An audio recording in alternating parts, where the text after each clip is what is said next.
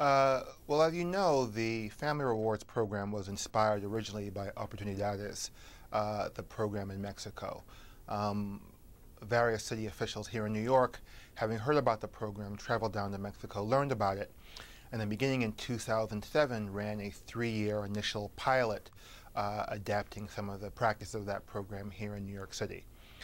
Then in 2011, the city, with funding, the city's Center for Economic Opportunity, with funding from the Federal Social Innovation Fund, basically replicated that replication in New York City and Memphis, Tennessee. So it's a direct line from the program in Mexico to Family Rewards here in New York City and in Memphis. And what sort of results are you seeing? So it's been an interesting program. So one of the things about the implementation here in New York, both the original Opportunity NYC program as well as the current Family Rewards program, is that working with MDRC, we are conducting a control group study to really understand the impacts that this program has on families. So in the initial Opportunity New York City program, what we found is a number of things. One, we found first and foremost that by providing cash rewards, cash benefits to families, you had a material impact on families' material well-being, obviously. So families who reported having trouble financially, families who had trouble making the rent, buying food for their families. So a really direct impact, of course, on families' material well-being. Then on top of that, what you saw is some modest but significant gains, particularly for young people who were already doing relatively well academically, those students who were already proficient. What we saw is that the incentives helped really drive meaningful impact for those young people in particular. They were able to do even better in school with the support of the original Opportunity NYC program. Now we've made some changes to the program from the time it was originally implemented to now. Again, it's a long-term evaluation. So one of the things that happened even after the program ends is that MDRC will continue to follow the families over the long term to see what those long-term impacts are. But just some of the initial results, again, you see families earning significant benefits. So the families in Memphis are earning about $1,400 per family a year on average. The families in New York earning about $1,900 a year on average. You see families who are participating in the banking system meaningfully, in many cases for the first time. So thousands of bank accounts opened, both by families as well as by individual children.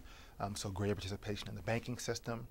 Again, you have families who are reporting just really better material well-being, particularly those families who are really in extreme poverty, being brought out of extreme poverty. So still preliminary. The idea is to really see how these impacts affect families over the long term. But some of the preliminary feedback is positive and encouraging. This does seem to be very much a private-public partnership of sorts. Is there a sense that that's the only way you can get federal and local governments interested in these sorts of programs, that you have to have that private money first? Well, it's an interesting question. I mean, it certainly helps. I mean, you know, one difference between the Oportunidades program in Mexico and Family Rewards in New York is that in Mexico, that program is really the bedrock safety net program, whereas here in New York and Memphis, Family Rewards is built on top of the regular public safety net. What I would say the challenge that we have here in America is that too often we're unwilling, I would say, to not only invest in those social services, but too often we're unwilling to invest in innovation.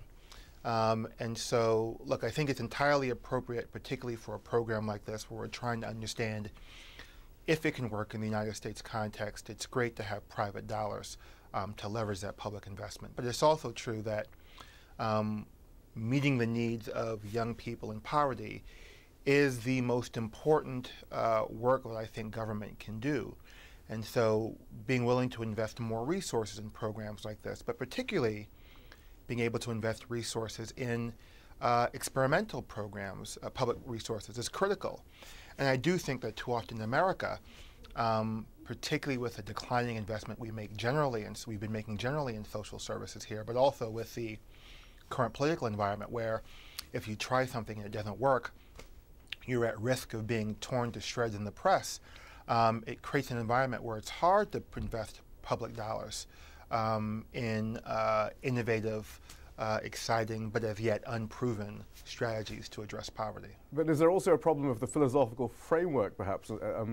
Perhaps local and federal government are less keen to prevent people falling through the social safety net. It's too much of an argument to make, perhaps, to get the funding, that they'd rather just simply deal with problems as they occur, having the system failed already. Yeah, I think it's a fundamental challenge in the way we in America address these issues, address issues of poverty, address issues of social services, that we respond to the emergency, but we are often unwilling to respond to the challenge that created the emergency before it gets to that level. So, you know, everybody understands we need emergency rooms, but the question is, do we invest in preventive health care? We'll invest in foster care for those cases where a family is unable to care for a child, but we won't necessarily invest in keeping the family strong in the first place before you have to get to that point. I mean, in too many circumstances, we have what can only be described as a penny-wise, pound-foolish approach. Whether it's in juvenile justice or in education, you'll pay. And you pay when that young person becomes an adult criminal who goes to jail. Or you can pay to provide that young person with a quality education so that they never enter the criminal justice system in the first place. You'll pay either way, but too often in this country we're willing to pay at the end for the crisis, but we're not willing to pay in providing the preventive supports that could have averted the crisis in the first place. So, you know, it's unfortunate that often you have to use private dollars to invest in challenges like this, but in many cases that's what we have to do. And then hope that by demonstrating our impact, we can overcome and convince the public sector to make deeper investments in some of these strategies that really work. Richard Buery, thank you very much. Thank you. Thanks for having me.